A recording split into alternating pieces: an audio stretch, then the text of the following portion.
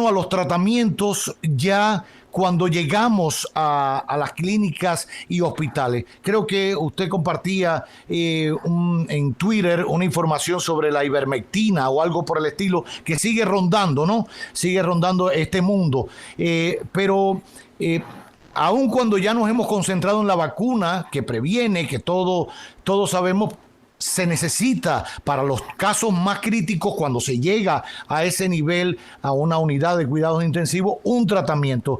¿Cómo ha evolucionado eso desde aquella vez que hablábamos hace un año, cuando todo era incierto y se probaba y se hacían estudios y análisis? ¿A qué punto hemos llegado a ese nivel de tratamiento? Sí, quizás podamos hacer una analogía, no sé si te gusta el tiro al blanco, pero en tiro claro, tú tienes lo que se llama tiro instintivo y tú tienes tiro de precisión. Al principio, en la pandemia, estábamos haciendo tiro instintivo. Nosotros decíamos, bueno, creemos que esto funciona, no hay mucha evidencia, déjame tirar el tiro y ver si se pega. Es muy diferente a tú tener una mira telescópica, claro, donde ya tú tienes el ojo en la diana y ya tú dices, esto funciona. ¿Qué estamos viendo ahora? Acuérdense al principio, la hidroxicloroquina, la misma ivermectina, se creía que funcionaba, de repente se encontró fraude científico, que todo es insólito, fraude científico de gente que quería probar que medicamento que no funcionaba, funcionaba.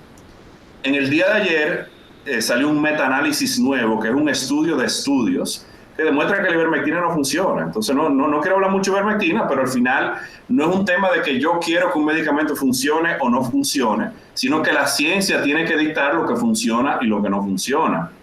Lo que sí hemos visto que funciona ahora es, por ejemplo, el mecanismo fisiopatológico, o sea, lo que te produce la enfermedad en esta pandemia. Y aquí me quito mi sombrero de epidemiólogo y me meto mi sombrero de clínico, de intensivista y médico de emergencia. Ese mecanismo es inflamación. El mecanismo que te produce daño es por inflamación. Entonces, hay agentes... ¿Inflamación a qué nivel?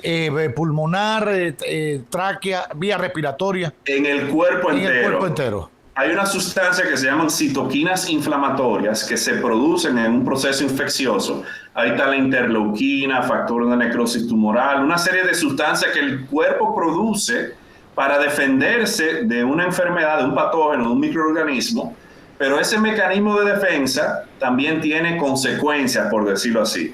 Una de las consecuencias de la inflamación es la producción de trombos, coágulos. Trombos, ya. Coágulos. Entonces sabemos que la inflamación empeora la enfermedad y sabemos que la producción de coágulos empeora también la evolución del paciente. Entonces, ¿qué hemos encontrado que funciona? La anticoagulación funciona. Los esteroides, dexametasona, es uno de esos esteroides, son antiinflamatorios, esteroidales. Y los antiinflamatorios funcionan porque bajan la inflamación. Y hay un par de estrategias, por ejemplo, de ventilación mecánica. Ustedes se acuerdan que al principio de la pandemia estábamos locos buscando ventiladores mecánicos. Sí. Que no hay. ¿Por qué? Porque el estándar clásico de tu indicación para intubar a un paciente y colocarle un ventilador era lo que estábamos haciendo al principio. Hoy sabemos que si tú puedes esperar al último minuto y no lo intubas, las estrategias no invasivas, oxígeno, alto flujo, una posición que se llama pronación, que tú pones al paciente boca abajo y los pulmones se llenan de aire mejor. Sabemos que si tú puedes optimizar las estrategias de ventilación no invasiva, al paciente le va mejor. Entonces ya estamos intubando menos, estamos usando otras estrategias, estamos utilizando esteroides, estamos utilizando anticoagulantes, estamos utilizando anticuerpos monoclonales en los pacientes que no están tan enfermos al principio. La colchicina es otro medicamento que interviene en estos temas, en estos procesos de inflamación, que también hay evidencia que funciona.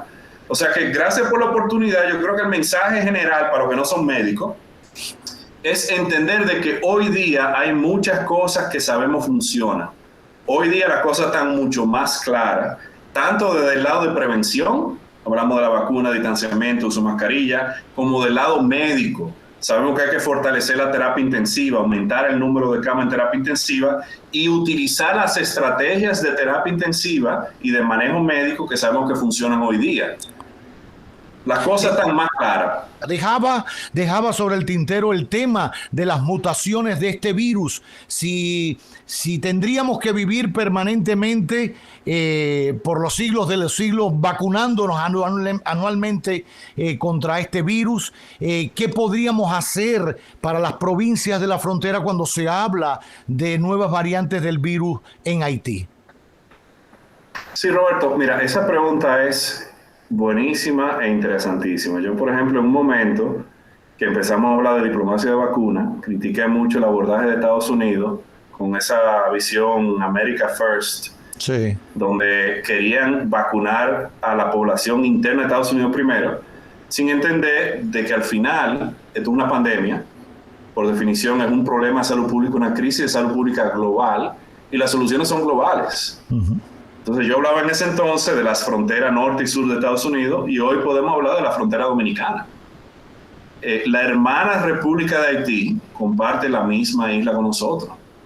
Y nosotros vemos con frecuencia que temas de salud que afectan a Haití, de una forma u otra, generan preocupación en República Dominicana. Entonces no es antipatriótico, porque hay que hablar de que el patriotismo no es el salir y pregonar el ultranacionalismo. El patriotismo se trata de soluciones palpables hacia la patria. No de decir, no de hablar de anti-haitianismo y no de hablar de otras cosas. ¿A dónde voy? No es un error, o sea, es adecuado, es prudente entender la problemática de salud de Haití y entender la forma en que eso tiene repercusión en República Dominicana y la forma en que se pueden presentar soluciones conjuntas, porque compartimos la misma isla. Lamentablemente, nosotros tenemos mucho tiempo monitoreando la situación de la pandemia en Haití. El principal problema de Haití es que con la pandemia, el sistema de salud de Haití es muy precario. Hay soluciones que se han presentado a nivel de ONG, a nivel público y demás, pero una de las cosas de la pandemia que habíamos visto es que no se estaba haciendo suficiente prueba. No era que en Haití no había COVID, era que no se hacía prueba suficiente para entender lo que estaba pasando. Sabemos que un virus RNA muta, y cuando el virus muta se pueden crear variantes o más fuertes o más débiles, y entendemos de que una de las formas que tú obtienes control de la pandemia es haciendo la prueba necesaria, aislando a las personas que tienen prueba positiva, haciendo rastreo de contactos a las personas que dieron positivo, ver la cadena de contacto y aislando a ese grupo también. Y ahora que tenemos la solución de la vacuna, que es la prevención primaria, con una estrategia de vacunación comprensiva. ¿Qué pasa? En Haití no hay una estrategia de vacunación, no hay acceso a la vacuna de una forma comprensiva y se están viendo una serie de casos, rebotes, casuística ya de pacientes críticamente enfermos, que es preocupante. Entonces, ¿qué tenemos que hacer los dominicanos? Los dominicanos no debemos entrar en una narrativa anti-haitiana. Los dominicanos tenemos que entrar en una narrativa pro-dominicana. ¿Qué tenemos que hacer nosotros como dominicanos para salvaguardar el bienestar de la salud pública en la isla? Y parte de esa solución es entender lo que está pasando en Haití y ofrecer soluciones que de una forma u otra nos van a beneficiar a los dominicanos. Entonces, hay grandes empresas que operan en la frontera dominicana que emplean haitianos y dominicanos. Entonces, parte de esas soluciones que van, número uno, a tener un impacto en la salud pública de la región local donde operan esas empresas, y número dos, que va a tener una repercusión en la economía dominicana. Hay que entender cuáles son esas soluciones. Y ahora mismo las soluciones son pruebas adecuadas para entender el perfil epidemiológico, capacidad del sistema de salud, como estamos haciendo en República Dominicana, y sobre todo hacer un enfoque en campañas de vacunación. Bueno, de hecho, escúchame que te interrumpa, el gobierno haitiano decretó el estado de emergencia ante el avance de la enfermedad, de la pandemia, y creo que lo hace por primera vez, nunca antes lo había hecho y es preocupante Es complicado dado todo este panorama que usted describe y que nos debe llamar a pensar y a meditar, ver cómo podemos colaborar desde acá como buenos dominicanos por el bienestar y la salubridad de la isla toda, para que Haití también, ellos mismos, resuelvan con su estrategia y un poco de recursos que podamos salir a buscar entre todos por el mundo y colaborar para que puedan comenzar a detectar dónde están los principales casos y comenzar a atacarlos y a inmunizarlos con la vacunación. República Dominicana, por ejemplo, veía el parte de ayer, doctor, se hicieron más de 9,000 pruebas PCR. Recuerdo cuando empezábamos esto y lo entrevistaba, que eran una gotica de PCR y aquello era el dolor de cabeza, e insistían y decían, hay que ser más, porque era la única manera de saber por dónde iba el bicho y dónde iba entrando. Hace poco se bajaron un poquito, ayer 9,000. ¿Cuántos casos se reportaron ayer contagiados? 1,700 y pico de casos. Solamente 3 defunciones. Una en las últimas 24 horas de las 3.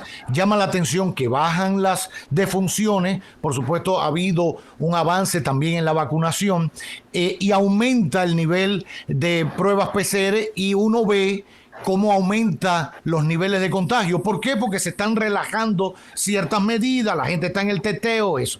Imagínense Haití, que no tenga esa capacidad de muestreo de su población, no sabe cómo atacar esto. Nosotros bajo números es que el gobierno toma decisiones y cierra por aquí y extiende.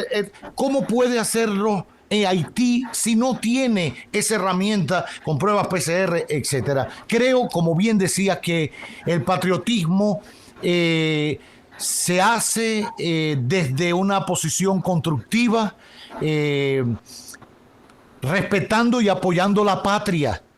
Y como la patria coexiste con otra patria vecina en una misma isla, debemos colaborar entre todos por la salud de esta especie que es la humana, más allá de que se llame haitiano o dominicano. Es la especie humana que si no lo atacamos puede correr el peligro de la extinción, porque nosotros mismos hemos acabado con nosotros mismos. Pero es una teoría mía de loco. Hemos hecho todo como especie para comernos nosotros mismos. Somos los únicos que hacemos fundas de petróleo y contaminamos todo y acabamos con los peces, cortamos los árboles.